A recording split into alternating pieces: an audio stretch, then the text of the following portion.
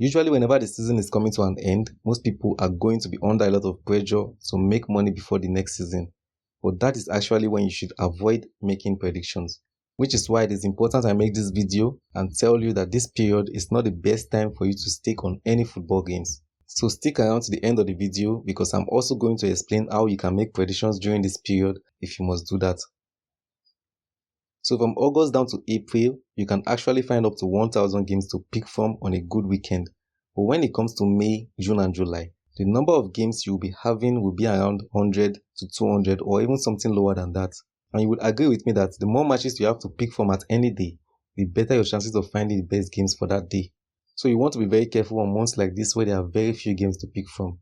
One of the problems I have with betting in May, June and July is that the main leagues are all on break and majority of the games you will find will be friendly matches and cup matches, which I don't encourage anybody, not even my members, to play those games.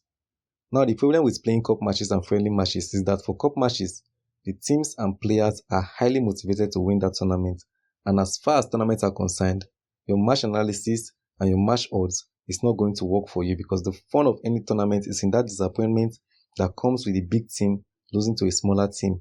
And when it comes to friendly matches, the teams and players are not going to take it serious.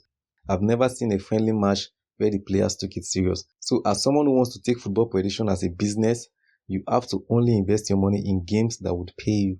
And that is why you don't want to focus on making predictions during this month because most of the games you'll be playing are almost impossible to predict. So now that I've discussed why it's not a good idea making predictions in those months, it's time to share with you how you can actually predict games during this month. So the first thing you don't want to do is use any of your previous strategies. Instead, what you want to do is come up with another strategy that will work with fewer games. For example, if you've been playing 10 odds before the season break, you can decide to play just 2 odds instead. And if you've been playing up to 4 tickets a week before the break, you can also decide to play just 1 or 2 tickets a week. And you also want to reduce your stake amount during this month if you've been staking high before now. So you have to always remind yourself that you're doing this as a business and not because you are addicted to it. So if you have a 2-odd strategy that works for you, this is the best time to use it, and that is how you beat the system at this time of the year and ensure you have enough capital going into the coming season. Also, there's one more tip I think I should give to you guys for April.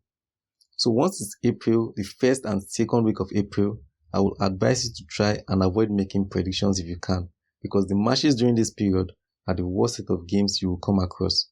In April, a lot of teams are fighting against relegation and others are fighting to win a title or qualify for Europe. So basically, once the March international break is over, you want to be very careful about the risk you take. If possible, you can even play against the top teams because you are more likely to win those games and the odds are actually big. So in April, when you have Arsenal versus Aston Villa, you can play Aston Villa to win or draw. So anyone who is playing after May is definitely going to be frustrated if you don't follow this advice I've just given to you. So that's the video, guys. Remember that the membership platform is open every season on WhatsApp to anyone who is tired of losing and wants to start making money from football predictions. You can message me on WhatsApp if you need the best predictions monthly or send a DM on social media at JSoccerTips. And please subscribe to my channel and like this video if you haven't already. I'll see you in the next video.